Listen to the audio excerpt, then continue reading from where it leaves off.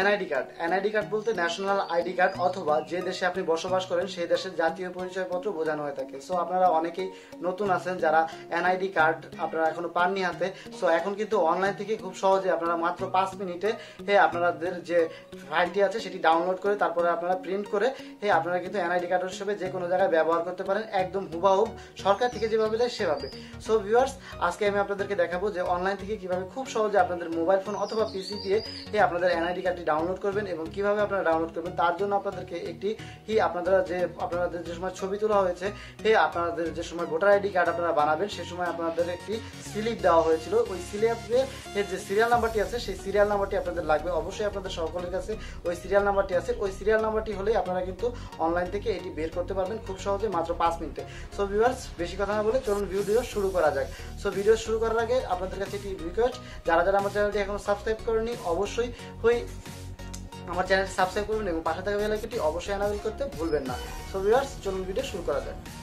So NID card বের করার জন্য আপনাদের অবশ্যই মোবাইল অথবা পিসিতে একটি ব্রাউজারে যেতে হবে। ব্রাউজারে যাওয়ার পরে আপনাদের সার্চ অপশনে ক্লিক করতে হবে NID লিখে আপনারা সার্চ করবেন। সো আমি NID লিখে সার্চ করছি। তো আপনাদের প্রথম যে অপশনটি আসবে আপনারা দেখতে পাচ্ছেন যে প্রথমে আমাদের যে ভোটার তথ্য সার্ভিস এখানে একটি ক্লিক করতে হবে। সো প্রথমে ক্লিক করার সাথে সাথে আপনাদের সামনে এরকম একটি ইন্টারফেস শো করবে। আপনাদের মোবাইল স্ক্রিন অথবা পিসি স্ক্রিন যদি হয় জাস্ট একটু ওয়েট করবেন, কারণ হচ্ছে হলো গিয়ে একটু লোড নিতে সময় নেবে।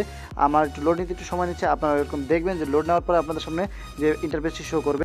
সো লোড নেওয়ার সাথে সাথে আপনাদের সামনে এরকম একটি ইন্টারফেস শো করবে এবং ইন্টারফেস শো করার পরে আপনাদের প্রথমে যে কাজটি করতে হবে, আপনাদের যে ভোটার আইডি কার্ডের যে আপনাদের যে রিসিপ্টটি আছে সেই ফর্ম নাম্বারটি এখানে লিখতে হবে। তো দেখতে পাচ্ছেন যে এনআইডি অথবা যে ভোটার আইডি কার্ডের ফর্ম সেই নাম্বারটি লিখতে হবে এবং আপনাদের যে জন্ম তারিখ দিয়েছিলেন, সঠিক যে জন্ম তারিখটি দিয়েছিলেন সেটি এখানে জন্ম তারিখটি প্রথমে ডেট, তারপরে হলো গিয়ে আপনার মান্থ, তারপরে হলো ইয়ার, তারপরে হলো গিয়ে আপনাদের এই যে এখানে যে ডিজিটগুলো দেখতে পাচ্ছেন TC বড় হাতের আছে, তারপরে A ছোট হাতের আছে, J বড় হাতের আছে, 4 9 C ছোট হাতের আছে, S বড় হাতের আছে, তারপরে এখানে টাইপ করে আপনারা ভোটার তথ্যে ক্লিক করে দিবেন। সো আপনাদের এরকম করে আপনারা টাইপ করে দিবেন। সো আমি আমারটা এরকম করে টাইপ করে দিচ্ছি।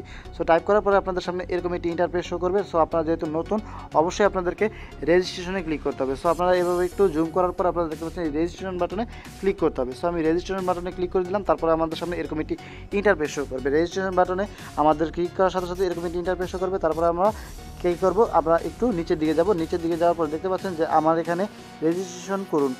এখানে আপনাদের যে ওই ফর্মটি আছে ওই ফর্মটির নাম্বারটি এখানে দেবেন এবং আপনাদের মন মতো একটি 6 ডিজিটের একটি পাসওয়ার্ড এখানে দেবেন এবং দেখতে পাচ্ছেন যে এখানে আপনাদের সাদা অপশনটি যে CKCMR এই অপশনটি এখানে আপনারা বসিয়ে দেবেন। এই যে এই অপশনটিতে বসিয়ে দিয়ে তারপর লগ ইনে ক্লিক করে দেবেন। সো লগ ইনে ক্লিক করার পর আপনাদের সামনে এই যেরকম করে এরকম একটি ইন্টারফেস শো করবে। এরকম একটি ইন্টারফেস শো করার পর আপনারা কী করবেন, জাস্ট একটু জুম করবেন। তারপর আপনাদের যে এনআইডি কার্ডের যে তথ্যটা আছে সেটা এসে পড়বে, যে আপনাদের যে এনআইডি কার্ডটা যে আছে জাতীয় পরিচয় নাম্বারটি এসে পড়বে। তো নাম্বারটি আসার পরে আপনাদের এই নাম্বারটি এখানে প্রেস করে দিবেন। প্রেস করে দেওয়ার পরে আপনাদের জন্ম নিবন্ধন দিবেন। তারপরে এখানে দেওয়ার পরে আপনারা এখানে ওই যে আমি যেভাবে দেখিয়ে দিয়েছি সেভাবে দেখিয়ে এখানে যা লেখা আছে ওইটা লিখে পরে আপনারা এখানে ক্লিক করে দেবেন, সাবমিটে ক্লিক করে দেবেন। সাবমিটে ক্লিক করার পরে আপনারা বাতিলও দিতে পারেন, সাবমিটে ক্লিক করবেন। তো সাবমিটে ক্লিক করার পর আপনাদের সামনে এরকম একটি ইন্টারফেস শো করবে। কারণ এ হলো গিয়ে এখানে ইন্টারফেস শো করার কারণ হচ্ছে হলো গিয়ে এখানে আপনাদের যে অ্যাড্রেসটি আছে সেই অ্যাড্রেসটি চাইবে। সো আপনাদের এখানে অ্যাড্রেসের জায়গায় আপনাদের অ্যাড্রেস দিয়ে নেবেন।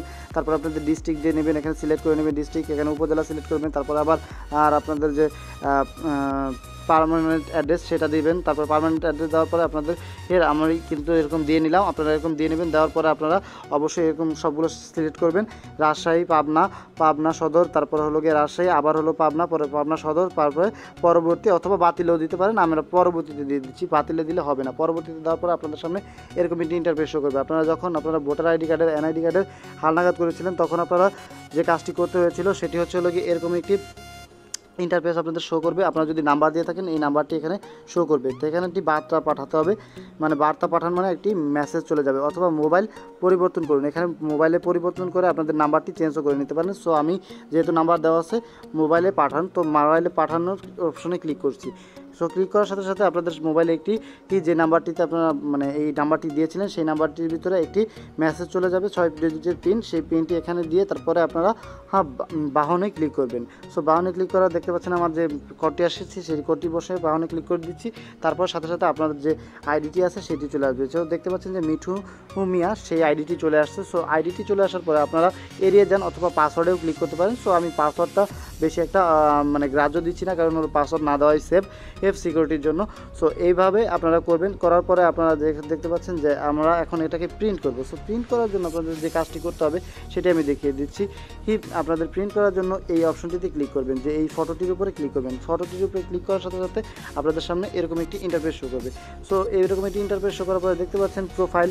আপনার প্রোফাইলে ক্লিক করে আপনারা দেখতে পারেন যে এখানে কি কাজ করা যায় এবং যে মানে আপনাদের প্রোফাইলে কী কী ডিটেলস আছে সেগুলো দেখতে পাবেন। এবং রিভিনিউ রিস্যু যেটা হলো কি আপনাদের যদি কোনো খালনাগার থাকে, যদি কোনো ভুল থাকে তাহলে এখানে সঠিক করতে পারেন। সো তারপরে আপনাদের ডাউনলোড অপশন, সো ডাউনলোড অপশনে ক্লিক করে কিন্তু আপনারা ডাউনলোড করে নিতে পারেন। এবং ডাউনলোড করার সাথে সাথে এরকম একটি ইন্টারফেস শো করবে, আপনাদের জাতীয় পরিচয়পত্রটি এসে পড়বে এবং ডাউনলোড করার সাথে সাথে আপনাদের জাতীয় পরিচয় প্রথম পত্র এবং দ্বিতীয় পত্র আপনাদের এসে পড়বে। প্রথম পিঠ আর উল্টো পাঠের যে পিঠটা আছে সেটি চলে আসবে। সো চলে আসার পরে আপনারা কিন্তু এখান থেকে ডাউনলোড করে তারপরে আপনারা যেখান থেকে ভালো করে প্রিন্ট করে এটা কিন্তু অরিজিনালিভাবে ইউজ করতে পারবেন। এটা কিন্তু ডাইরেক্ট এইচডি পরিমাণে আসবে এবং কোনো রকম ভুল তথ্য আসবে না এখানে।